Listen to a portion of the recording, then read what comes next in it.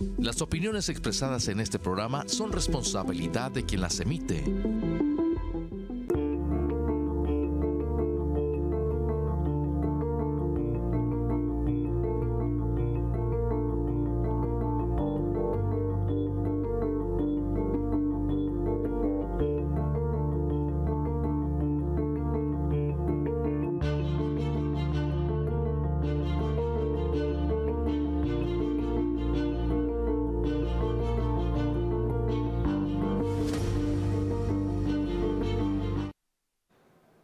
Amigas y amigos, muy bienvenidos a otro programa de la serie A Fondo con Amador Rodríguez Lozano y con Alfredo Estrada Caravantes.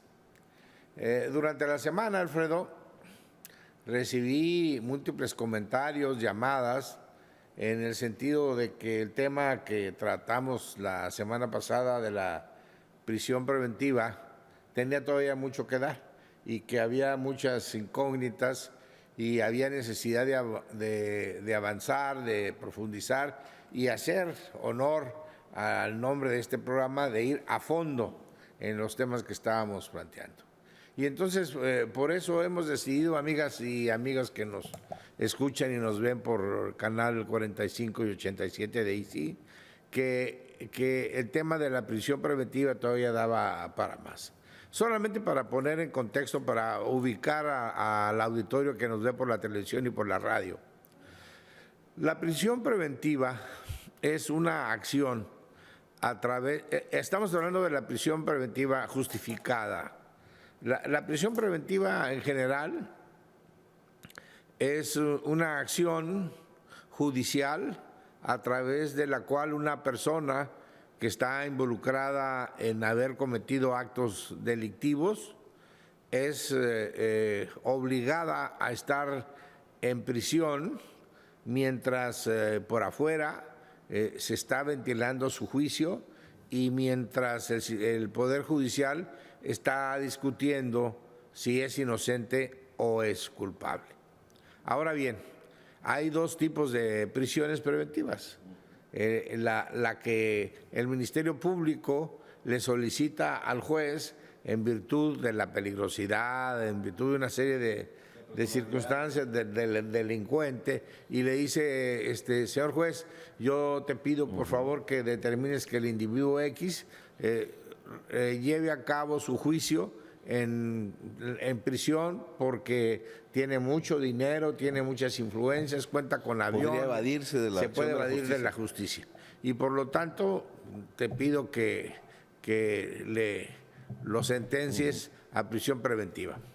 Ahora bien, esa es el Ministerio Público el que la solicita y el juez determina si es el caso o no. La justificada, ¿no? Es la justificada. Y ahora viene el abuso, la otra. De la que estamos hablando en este programa. La prisión preventiva justificada. Oficiosa, ¿no? Oficiosa, perdón. Sí. Bueno, lo mismo. Donde el Ministerio Público no tiene que pedirle al juez, donde el juez no tiene que decidir, basta que hagas una... Que seas presuntamente culpable de alguno de los 16 delitos que hay ahora en el catálogo para que de manera automática... Sí. Porque la ley así lo establece. Tú vayas a prisión, tengas que pasar preventiva. Tu juicio adentro, privado. Y digo que esto me parece que hay que revisarlo, y esta discusión, esta intervención que solicitó la Comisión Nacional de Derechos Humanos y varios senadores de la República a la Corte para que entrara a discutir este tema, pues dio la oportunidad de un debate muy rico que aún no termina. Había dos debates. Inicialmente, Alfredo, ¿te acuerdas? El primer debate es, ¿puede la Corte declarar inconstitucional un artículo de la Constitución? La respuesta tajante, amigas y amigos, es no. La Corte no puede declarar inconstitucional un artículo de la Constitución. Y la razón es muy sencilla. En México y en el mundo existe un poder constituyente que es el que crea la Constitución, establece los órganos del poder, les fija sus límites, establece las garantías y el espacio de libertad de los ciudadanos. Eso se llama una Constitución. Entonces hay un órgano que crea la Constitución y que desde el tiempo de Rousseau, ¿no?, se consideró que es el pueblo, ¿no? El pueblo es el que en su ejercicio de su voluntad popular crea la Constitución. Luego viene la otra teoría de Sieyès, que dice que no es el pueblo sino la nación, que es lo mismo pero más complejo. Es decir, donde se tienen que tomar en cuenta costumbres, historia, tradiciones. Pero bueno, en estricto sentido es lo mismo. Es un grupo de personas, de ciudadanos, que toma una decisión y crea una Constitución. Cuando creas la Constitución, tú creas órganos, el Poder Ejecutivo, el Poder Legislativo, el Poder Judicial. Y entonces a eso se les conoce como órganos creados. Poder constituidos. El otro es un órgano creador. Los otros órganos son poderes creados. Entonces, esta es una enorme diferencia, porque en el mundo, amigas y amigos, existe un principio que es fundamental y todo esto se los comento porque es muy importante, sobre todo en términos de las garantías individuales y de los derechos humanos. En el mundo existe un principio fundamental, la supremacía constitucional, ¿no? Es decir, la Constitución se reforma como cualquier ley o no, o se requiere de un procedimiento especial para reformar.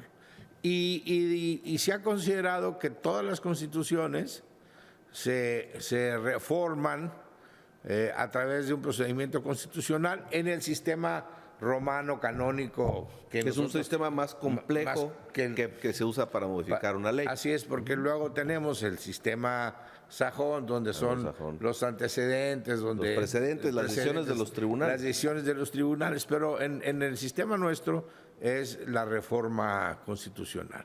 Es decir, quien hace la reforma constitucional es un órgano superior a los que a los poderes constituidos, que son los que la tienen que aplicar. Por decisión de ese poder.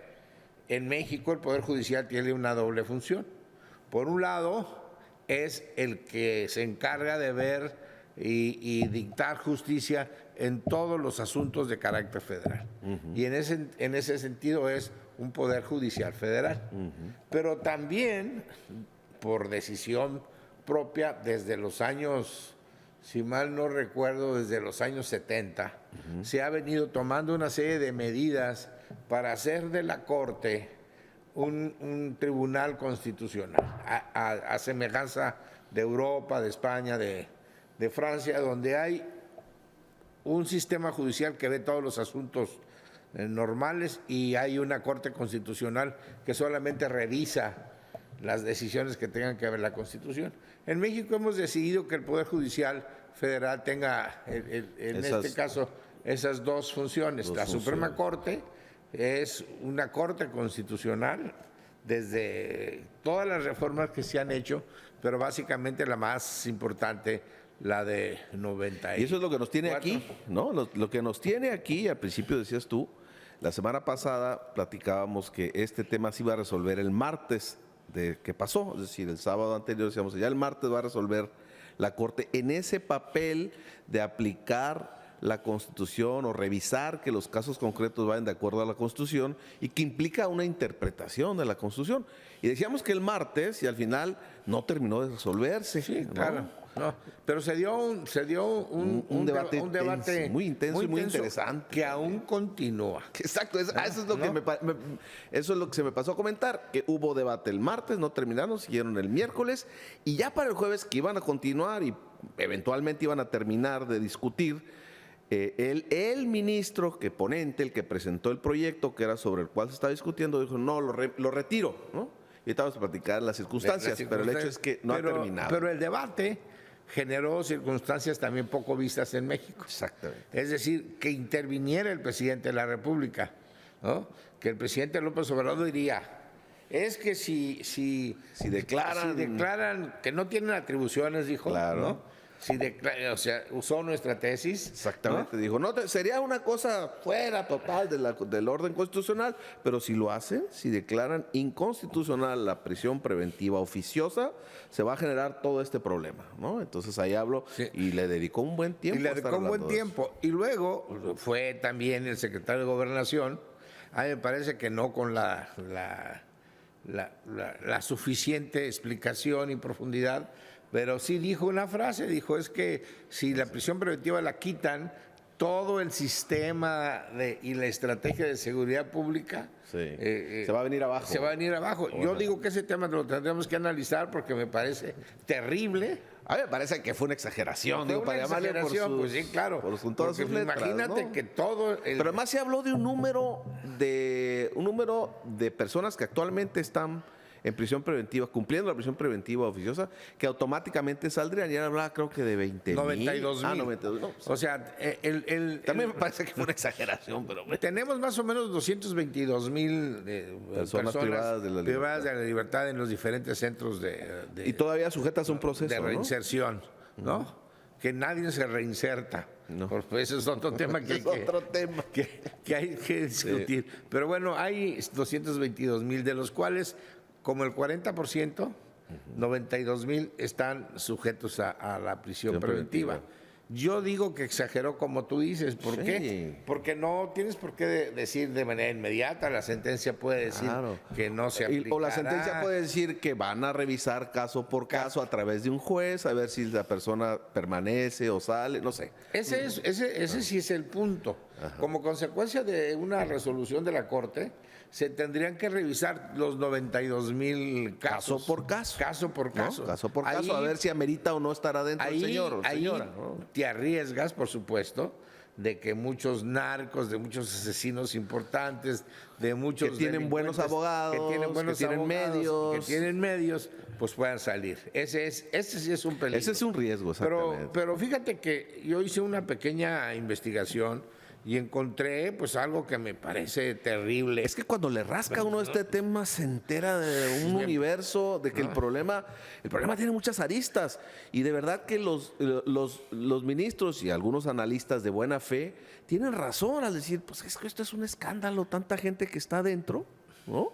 Está adentro y porque la ley lo dice, ¿no? Claro, ahora, el 50% no llega a tener ni secundaria. De los que están De los 92,000, el 50% no llega ni a tener secundaria. Y eso lo dice el Sistema Nacional de Seguridad Pública, ¿eh? Sí, son cifras oficiales. No, el 50%, un poquito por O sea, ahí. es la gente más vulnerable, ¿no? Los El 30, no llegan a los 35 años, jóvenes, ¿no? muchísimos jóvenes. Casi la mitad de ellos no ganaban ni 5,000 pesos al mes, Los más pobres, ¿no? ¿no?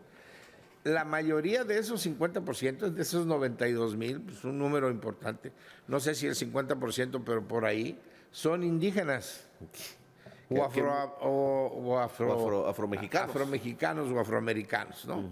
Entonces, bueno, ese Sí, es... bueno, lo que también subyace aquí en este debate es el hecho de que, o sea, bueno, ¿y por qué? ¿Cuál es el problema de fondo? El problema de fondo es que mientras el señor está siendo juzgado y los procesos son largos, porque ese es otro problema, pues él está en prisión y existe la posibilidad de que se declare inocente. Claro. Y ya estuvo allá adentro, ¿cuánto? Pues son años. Bueno, tenemos el Pues, caso, lo más que ha durado la prisión preventiva, que ese es un tema que yo creo que también ahorita voy a decir qué creo que se puede hacer. La prisión preventiva ha durado 17 años. Hay gente que ha estado 17 años esperando que se le dicte sentencia privada de su libertad. Y está ahorita ese tema que se está discutiendo en la Corte Interamericana de Justicia. Porque la regla que han adoptado, incluyendo nuestro país, las constituciones modernas, es que cualquier persona que está siendo juzgada por la eventualidad de una comisión de un delito, tiene que ser juzgada a la luz de la presunción de inocencia, que la ley presume que es inocente. Entonces hay que demostrar que de veras es culpable. Entonces, ¿cómo puedes presumir que una persona es inocente y tenerlo guardado Claro. tantos años? Claro, ¿no? ese es uno de los temas que todos los ministros que intervinieron, todos hicieron referencia a eso, Todos ¿no? hicieron referencia a eso. Evidentemente que hay una contradicción entre el artículo primero Claro, que establece la presunción de inocencia, la validez de los tratados internacionales. Dice por la expresión literal, que ya sabemos que la Constitución no se debe tomar como expresión literal, pero dice la Constitución, el artículo primero, que los tratados internacionales y la Constitución estarán al mismo nivel cuando se trate de derechos humanos. Claro, este asunto puso a prueba esa parte de ese artículo. Claro. Y lo que todo parece indicar es que pues ese artículo hay que tomarlo como siempre, con una interpretación no literal, ¿no? Una interpretación que tiene que ver con otros artículos de la Constitución y de la ley y las circunstancias actuales, ¿no? Pero yo creo que sí estamos en un problema. Hay un artículo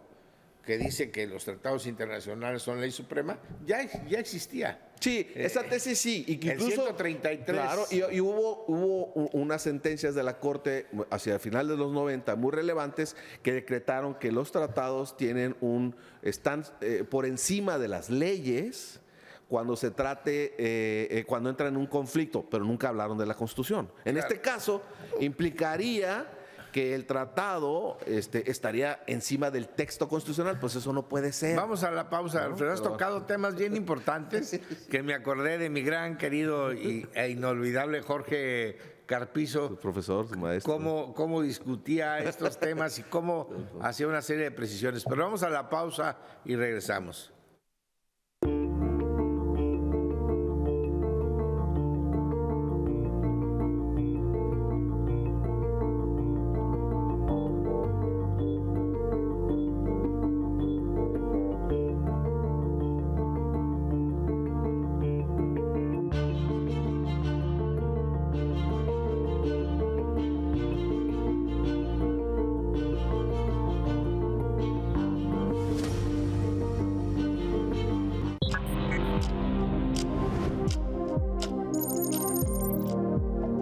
Denuncien a PCN, díganos cuál es su problema, su nombre, su teléfono, para poder ayudarle. Es muy importante, ese es uno de los compromisos de esta cadena, tratar de resolver y ayudar a los problemas de la gente. Bien, Alfredo, pues nos quedamos con que era un tema súper interesantísimo, desde el punto de vista constitucional, bien. Sí, es el choque, y lo comentábamos en el programa anterior, es el choque de dos visiones sobre lo que debe de ser una norma constitucional en un país. Es decir, una visión que me parece a mí, y algunos autores ya hablan de que es como la globalización del derecho, es decir, la importancia fundamental que se le está dando o se le pretende dar a los tratados internacionales, a grado tal que pueden incluso prevalecer sobre el texto de una constitución, contra una visión un poco más, digamos, históricamente tradicional, que dice la supremacía del texto constitucional no tiene rival, ¿no? Es decir, lo que pasa es que el futuro nos alcanzó. Claro. Es decir, en 2018 ya hubo una resolución de la Corte Interamericana de Justicia sobre un grupo de mujeres mexicanas que le aplicaron la prisión preventiva y que la Corte determinó que le violaron sus derechos y que había que repararles el daño. Es decir, ya estamos en esa pausa, en esa circunstancia. Durante muchos años, y recuerdo yo al gran maestro con un enorme protagonismo y con una enorme presencia, Ignacio Burgoa, que era el defensor del juicio de amparo clásico, y para él no había más que la Corte, mientras que yo estaba en una corriente estudiante todavía, donde estaba Jorge Carpizo, Héctor Fix, Zamudio, José Valle, Ovalle Fernández, o sea, una gran cantidad de juristas que hablábamos ya de los tratados internacionales como fuente del derecho, porque así lo decía el artículo 133. ¿Qué es lo que prevaleció esa visión? Nada más que ahorita ya topó aquí. Claro, en 2014 o 12, este grupo de legisladores deciden meterla al artículo primero y se convierte en una novedad. Y como siempre, se legisla en la teoría y en la hipótesis, no, esto es muy bueno para el país y todo, pero no se vio, no sé si se midieron o no, o lo dejaron para el futuro, o finalmente no fue un elemento para detenerse, pero nunca se pensó que iba a haber, o si se pensó, que iba a chocar. Yo creo que, a ver, texto constitucional. Te voy a decir cuál es mi tesis. Ajá. Yo digo, y siempre lo digo, siempre cuando hay un problema de esta naturaleza, que hay que aplicar los principios generales del derecho, ¿no? Yo comenté aquí la vez pasada que en 1996 yo era senador presidente de la Comisión de Asuntos Legislativos del Senado. Jorge Madrazo nos habló con toda claridad. Señores, miren, estos delitos del crimen organizado son bien complejos y no tenemos en las 72 horas la capacidad de presentar un caso sólido para que el juez determine que es culpable. Por lo tanto, tenemos que hacer una excepción al principio de la presunción de inocencia. Todavía no se hablaba de la presunción. Sí, claro, porque no estaba en nuestro texto constitucional. Pero tenemos que hacer una excepción al principio fundamental. Y les quiero pedir que para estos delitos se permita la prisión preventiva oficiosa, la que determina y después la ley. de una gran discusión aceptamos. Pero ¿qué sucede? Que yo, como tú sabes, yo fui procurador de un estado y conozco las mañas de los ministerios públicos. Si yo quiero detenerte a ti... Y eso es lo que está debajo de todo esto. Eso es lo que está debajo de todo esto. Sí. Yo quiero detenerte a ti, denuncio que todas las cosas que quiero, y digo, y crimen uno de estos organizado. 16 delitos. Y crimen organizado. Y entonces... ni siquiera se necesita crimen organizado, ¿eh? El catálogo es bastante amplio. Eso, lo vamos a ver. Y con eso ya me cercioro que te van a guardar y te vas a quedar adentro hasta que se resuelva lo tuyo. Así es. Y esa es una maña de los claro, porque públicos, todo el mundo le tiene miedo a eso, tiene pavor. Violatoria, evidentemente, de la ley y del principio de presunción de inocencia. Pero son realidades. Claro. Es decir, es la falta de capacidad del Ministerio Público en general, para que no vaya a suponer, Carpio, que me estoy dirigiendo a él y a su estructura, porque luego estamos hablando en general, hipotéticamente. Estamos hablando hipotética en teoría. En general, sí. el Ministerio Público en general no funciona bien, no tiene la suficiente capacidad, no tiene los suficientes recursos técnicos, no tiene la suficiente capacidad. De ahí la actitud del presidente que dijo... Pues sí, porque ya saben que así está funcionando.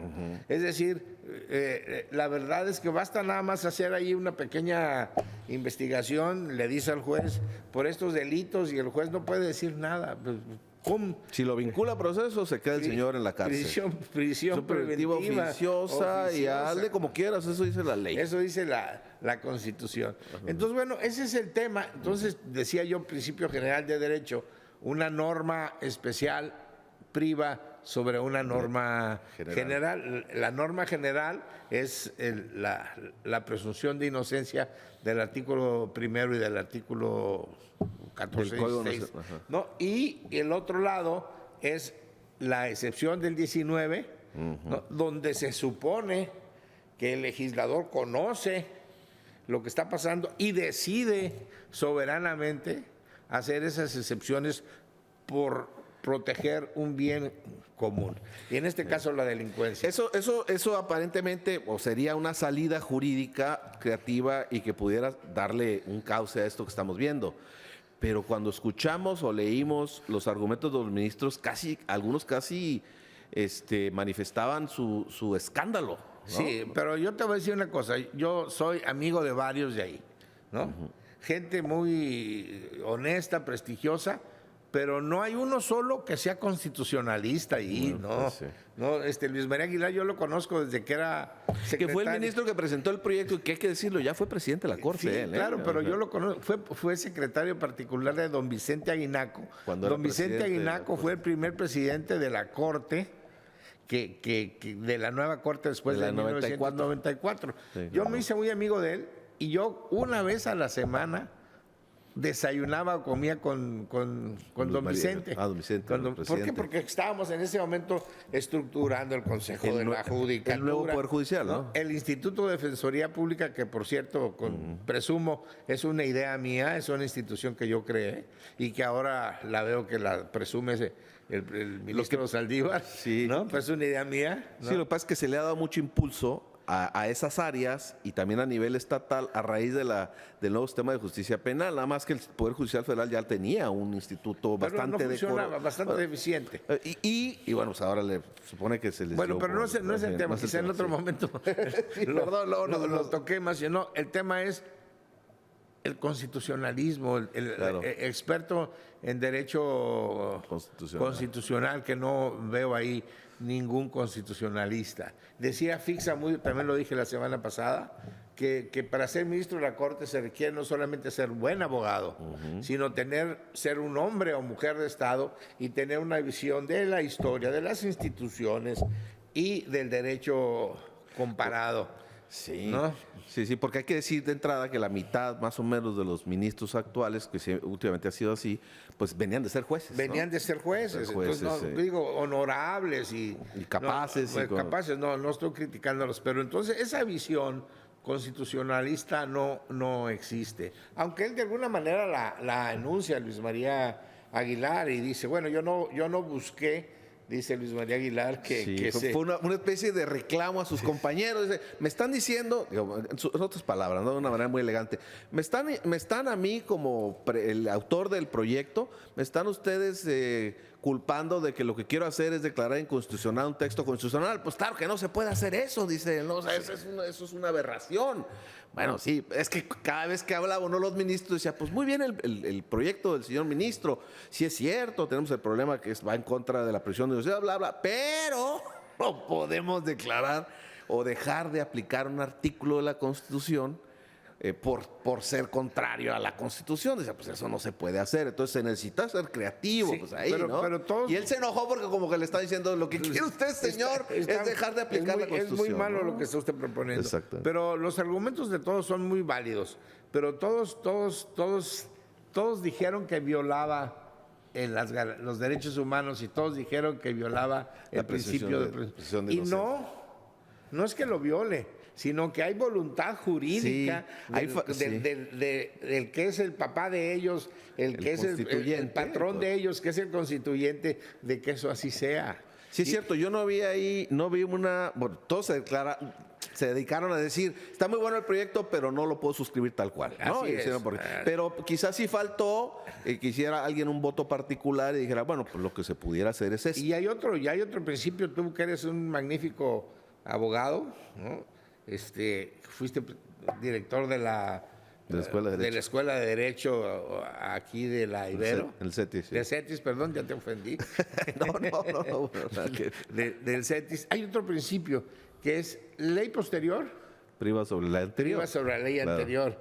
La reforma del 2014 de los derechos humanos, ¿no? Después viene otra reforma donde se establece otro tipo de situaciones. Entonces, no es que viole, sino que hay una voluntad. Claro. No se está haciendo una interpretación completa, armónica del texto constitucional. No es que se viole la Constitución, sino que el legislador constituyente determinó ciertas excepciones al principio general de presunción de inocencia. Y eso no lo escuché yo. Bueno, tampoco leí todas las participaciones, pero sí leí bastante, pero no lo vi por ningún lado. No lo manejan. Ahora, ciertamente el tema ahí está. Sí, porque lo que hizo técnicamente, bueno, no sé si tenemos que ir a una pausa. Vamos a la pausa, ya se nos fue rápido. Regresamos, entonces, perdón.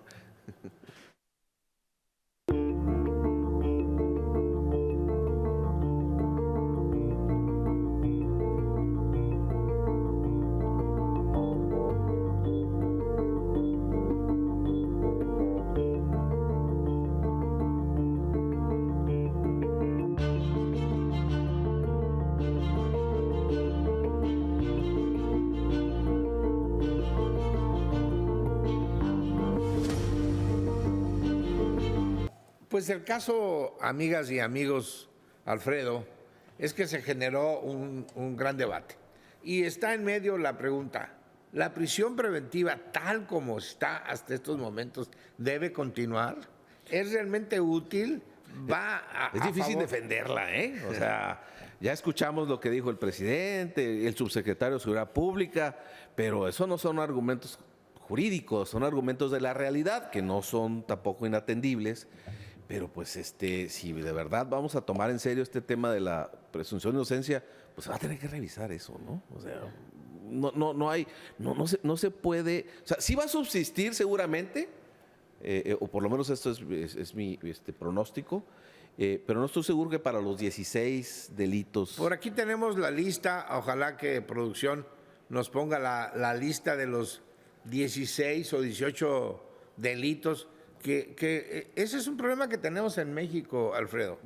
Y yo he participado en una infinidad. A ver, no, es que no se ve. Se la pueden ampliar pueden ampliar, por favor, para poderla leer. Porque no se alcanza ni a leer. Sí. Pues, si no la hacemos nosotros, que estamos tan cerquita, ¿no? Por aquí la traigo yo. Si no, aquí está.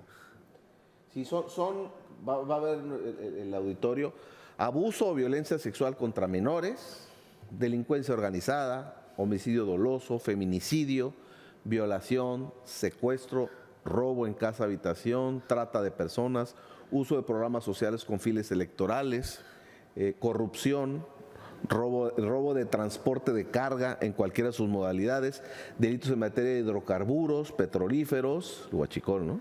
Delitos en materia de desaparición forzada de personas, desaparición cometida por particulares, delitos cometidos con medios violentos o con armas y explosivos, delitos en materia de armas de fuego, explosivos de uso exclusivo del ejército y anda faltando, sí, delitos graves en contra del libre desarrollo de la personalidad, delitos graves en contra de la seguridad de la nación y delitos graves que determinen la ley en contra de la salud. Es un verdadero abuso. Pues sí. Es un verdadero abuso. La pregunta es cuál no. Esto debería ser la excepción. Porque parece que es la regla, ¿no? En México, Alfredo, y yo te digo, estaba empezando con mi argumentación. Si alguien quiere salir en los periódicos, que sea captado por los medios de comunicación, hay que hacer una propuesta exagerada y escandalosa, ¿no? Y hay que elevar a delito grave claro. esto. Hay que elevar a delito grave esto otro. Entonces, de repente, que ya no hay delitos que no son graves. Que no son graves. ¿No? Sí, y eso ha sido como el deporte más jugado por candidatos a ser diputados. No, pues ve tú de la lista. Exacto. ¿Qué tiene que ver el robo a habitación como un delito que tú a la persona la detengas y la... Sí, porque hay que reiterar al auditorio. No estamos hablando de gente que ya sabemos que es culpable, no, es gente que se le va a procesar apenas, sí, ¿no? Que ni siquiera se sabe si es culpable. Exactamente. ¿No? Nada más porque a lo mejor, pues yo pasé por aquí, ¿no? Como se está, oye, el caso ese famoso de la tal Florence Cassés. Florence Cassés. Donde dice, pues yo no sé, yo nada más llegué aquí, no sé nada. Pero exactamente, ¿no? O sea, bueno, pues ese caso también dijo, bueno, pues ella salió por toda la presión que hubo, pero ¿cuántos no habrá allá adentro? Que tampoco, y es más, que incluso dejan menos sospechas que ella, nada más que no tienen un buen abogado, no tienen dinero. Adecuada, ¿no? Claro. Sin un medio idóneo ¿Qué es la argumentación que daba el ministro Aguilar? Dice, a ver, está bien que me están criticando todos los demás, le dijo a sus colegas, y voy a retomar mi proyecto, pero no se han dado cuenta del perjuicio que está causando, sobre todo a la gente más pobre, a la gente que tiene menos estudios, a la gente más vulnerable. Esos son los que están siendo guardados, y están siendo guardados para que se queden ahí porque la ley dice, y muchos de ellos ni siquiera hablan español. Pues en ese sentido tiene razón. Yo, Alfredo, como tú, bueno, ya te estoy poniendo en tu boca cosas que no he oído, pero yo sí soy un apoyador del presidente López Obrador, y estoy de acuerdo en sus tesis, y estoy de acuerdo en lo que ha hecho, pero me parece que le dieron información sesgada, equivocada, cuando le dicen, señor presidente, es que si nos quitan la prisión preventiva, se acaba la estrategia de seguridad. Ineptos. Claro. Ineptos los que le dicen, digo, hay que hablar con claridad, porque... Claro. Sí, y claro, y se lo dijeron, hay que a sabiendas que ese es el problema que más le duele a la gente actualmente. Es que el compromiso que tenemos con el presidente no lo tenemos con su gabinete, perdónenme. Pues sí, ese es el problema que pasa frecuentemente. Que No. Tenemos que criticarlos, y la verdad es que el sistema de procuración de justicia y de administración de justicia no ha funcionado. Sí, es una asignatura pendiente en el país, y tenemos que tocarlo, y tenemos que determinarlo, y tenemos que modificarlo, y tenemos que señalarlo. No es posible que esos 18 delitos, Alfredo, sean como un motivo de excepción, porque ahí ya no hay presunción de inocencia, ¿eh? No, pues ahora resulta que la mayor cantidad de los delitos por los que se procesa a la gente, pues no sé qué porcentaje, Tiene que ver el uso de los programas electorales, programas sociales con fin electoral? Dime, por favor. Se llama demagogia. Cuando lo metieron eso fue una demagogia. No, yo conozco cómo funciona la Cámara y ha de haber dicho el PAN, porque el PAN es un negociador nato ventajoso. Y ya de haber dicho, bueno, te voy a probar que metas en el Huachicol. El huachicol, la corrupción, pero a cambio mete el de utilizar los programas. Sí, ahora que están quedando sin gobiernos. Y entonces, con tal de sacar uno, pues das otro. Y entonces terminó esto siendo es un Frankenstein. Un Frankenstein, eso es lo un que Frankenstein. es. Y a eso me refería yo, de que al final pues no va a pasar, es decir, no la van a poder declarar o permitir que se deje aplicar el artículo constitucional, pero algo va a pasar. Yo espero que Luis María Aguilar, al retirarla, que fue muy inteligente sí, porque eso le da chance de presentar otro. En esa otra sí diga, bueno, está bien, no vamos a contra la prisión preventiva que está en la Constitución en el 19, fracción segundo, pero todas las reformas que se hicieron a la ley... o obligar de alguna manera, o en alguno de los artículos del proyecto, decir que se tiene que revisar, ¿no? El catálogo. No, pues el catálogo... o sea, todo este catálogo de 18. Los que hacían de la ley van a tener que declararlos inconstitucionales, porque la excepción está en la Constitución. Claro. Esos son los que quiso el legislador superior que fueran una excepción a los derechos humanos. Los otros, después se le fue la mano. Los otros ya es una violación. Como que aquí se ve mucho entusiasmo al integrar esto, es decir, vamos a meter más. ¿Qué más metemos para que la gente esté...? Es que es increíble todas las tonterías que yo oí. No son tonterías en el sentido de... disparates, de que... Pues, obviamente son delitos que lastiman a las... Sí, que causan un enorme daño, ¿no? Daño a la gente y sus familias, ¿no? Y ellos quisieran, es que, ¿por qué no lo matan? ¿Por qué no le dan 50 años? ¿Por qué no lo fusilan? Pues esa es la reacción de las víctimas. Sí, claro, y en un entorno de impunidad, ¿no? En el que el problema es que la gente sabe que X, Y o Z ha cometido esos delitos y están fuera. Pero el Estado, ¿no? El legislador no puede caer porque esa es la tentación fácil, y vaivenes, claro. Pues esta tentación es el decir es lo más fácil, sí, ya cumplí yo como diputado. No, sí, como diputado. Le elevamos, hicimos graves este delito, ¿no? Bueno, pero pues está todos bien. Todos los efectos que tenemos, 92,000 personas en la cárcel, gente que ha durado 17 años en prisión preventiva. Es absurdo y eso sí es criminal, ¿no? O sea, que te tengan 17 años esperando que... Indígenas la mayoría, y no vi, pero seguramente habrá muchas mujeres. Sí. ¿Por qué? Porque cuando en todos estos procesos de drogas, a los que castigan más son a los que le llaman los burreros. Sí, que es la gente que se renta por poco dinero para llevar y traer. No. Y obviamente hay que sancionarlos, pero todo esto, la verdad, ¿sabes cuánto cuesta una cárcel? El construirla. No, aparte de construirla.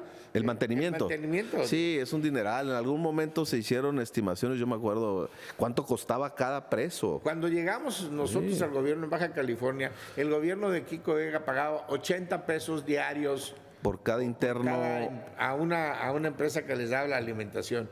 Nosotros obligamos y se redujo a 50 pesos. Sí, porque toda esa gente tiene que comer. Comer 50 pesos diarios por 10,000.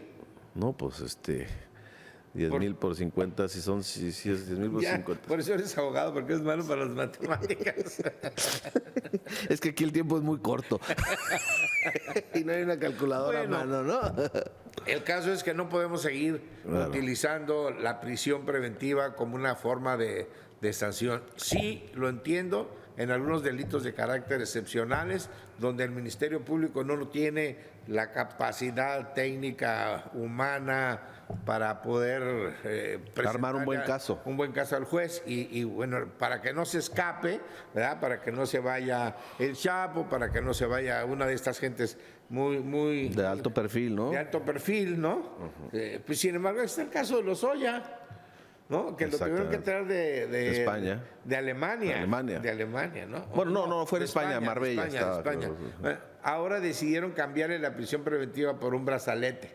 El brazalete es algo técnico que se pone. Sí, son todas estas medidas cautelares, ¿no? Cautelares, que hay muchas que es un catálogo también. Es un catálogo, ¿no? que Y la hay en prisión la preventiva ley. es una de ellas. Entonces, ¿no? bueno, pues vamos a hacer votos para que el ministro Aguilar sí haga una buena propuesta, sí sea aprobada, se mantenga la prisión preventiva para cierto tipo de delitos, pero se elimine para toda esa hilera de delitos que no fueron analizados a la luz de la criminología, de la penología, sino simplemente por el capricho del momento. Y eso va a ser pronto, ya dijo el presidente que cuando esté listo lo va a presentar.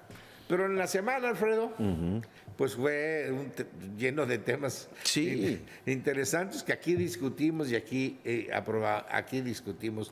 La Guardia... Sí, la Guardia Nacional es un tema que quizá ahorita no nos quede tanto tiempo, pero es importante dejarlo por lo menos anotado, porque ha habido una reacción muy fuerte de medios de comunicación y de políticos. Ignorantes. O mala fe, ¿eh? O mala fe, porque están usando el tema para estar criticando. Yo tengo, ahí me mandan a través de un grupo de WhatsApp, como 200 distintos columnistas, ni uno solo habla a favor. Todos rápidamente hablaron del tema y a eso me refiero que es mala fe. O sea, la idea es nada más utilizar el tema para criticar.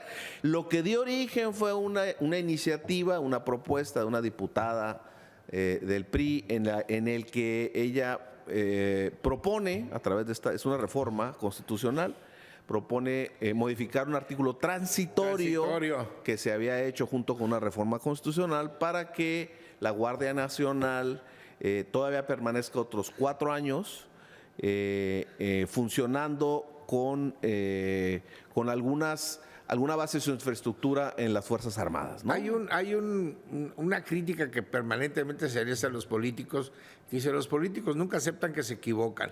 Y el presidente reconoce que se equivocó al decir voy a sacar al ejército de las calles y regresar a los cuarteles en menos de 6 meses, porque no conoces la información, hasta ya que te metes te dices... Claro, es lo que dijo el presidente cuando llegué y vi lo que nos encontramos. No. Entonces, por supuesto, yo no estoy a favor de que el ejército sea policía, pero no le queda al país otro remedio en estos momentos. Y no estoy de acuerdo porque no están preparados para cubrir funciones policíacas. Policíacas, porque no saben investigar, porque actúan con la fuerza que les da su propia ideología, su propia esencia, su formación. Sí estoy de acuerdo que son los que tienen los medios idóneos, que tienen las armas, que tienen el amor a México, que todo eso que han sacrificado muchas vidas de militares. ¿Y qué es la infraestructura que se puede enfrentar a estos enormes conglomerados delictivos del crimen organizado que ya tienen un poder de fuego? Ahí de repente sacan unos videos y parece como que estás hablando de una guerrilla centroamericana. Bueno, y eso fue hasta armados hasta los dientes y con armas de la más poderosa, de alto poder. Imagínate un policía de Tecate, de Rosarito, no se va a enojar conmigo Araceli. Digamos, de un municipio medio o pequeño, ¿no? Pequeño, que tiene una pistolita ahí. Claro, ahí. Si bien les va a tener una 9 milímetros en contra de no hay forma de R15, R1. Sí, y aquí tú lo dices muy bien. Parte de la crítica de la oposición es decir, señor presidente, usted había dicho algo, ¿eh? Y después, pues sí, pues me equivoqué. Y porque me equivoqué es que hasta ahora estamos en esta posición. Y eso me recuerda una anécdota muy rápida de un filósofo español, Sabater, que dice, oiga, que alguna vez le dijeron a él también, oiga, usted había dicho esto antes y ahora está diciendo lo contrario. Pues sí, fíjese, sí, porque yo cuando me equivoco, pues cambio de opinión. ¿Usted qué hace cuando se equivoca? Pues sí es cierto, ¿no? Cuando se equivoca, lo más sano es cambiar de opinión. Pues claro, ¿no? Y sobre todo, bueno, pues este tema, las realidades han demostrado la necesidad de que intervenga el ejército. A la crítica, pues normalmente son todos aquellos que critican al presidente, que critican a la 4T, que tampoco es una política perfecta, debe haber algunos temas que hay que revisar. Ya vimos que todo ese catálogo de delitos de prisión preventiva oficiosa no debería ser, pero en el caso de la Guardia Nacional, y la intervención del ejército en este tipo de actividades en estos momentos, por las circunstancias, se justifica. Y qué bueno que el PRI haya cambiado también de opinión, porque como Sabater, ¿no? Sí, claro. Pues, ¿qué hace usted cuando se da cuenta que se equivocó? Sigue igual, o sea, sí, ya no importa. Eso No, provocó pues hay que cambiar. una enorme crisis al interior de esta Del partido. llamada alianza patriótica, ¿no? Sí, y en algunas mansiones de las Lomas hubo ahí reacciones enconadas en contra de la diputada, ¿no? Pero pues es natural que exista gente. Es que eso es ser sensato, ¿no? Es decir, si el país necesita algo de la clase política, es soluciones, ¿no? Nada más que en medio nos estamos acostumbrando a que la oposición no aporta soluciones, simplemente aporta crítica y aporta un ánimo más bien destructivo, y pues eso no luego da como consecuencia el panorama electoral que tenemos. Pues vamos a tener que analizar, Alfredo, ya tenemos como temas como para 3 programas, vamos a tener que analizar. De la Guardia va a seguir dando que hablar, ¿no? Pero también el de la alianza patriótica, de donde los contrarios se alían para tratar de ganar la Morena. Amigas y amigos, gracias por su atención. Esperamos haber ayudado a que entiendan más este problema de la prisión preventiva. Los esperamos la próxima semana con otro tema a fondo con Amador Rodríguez Lozano.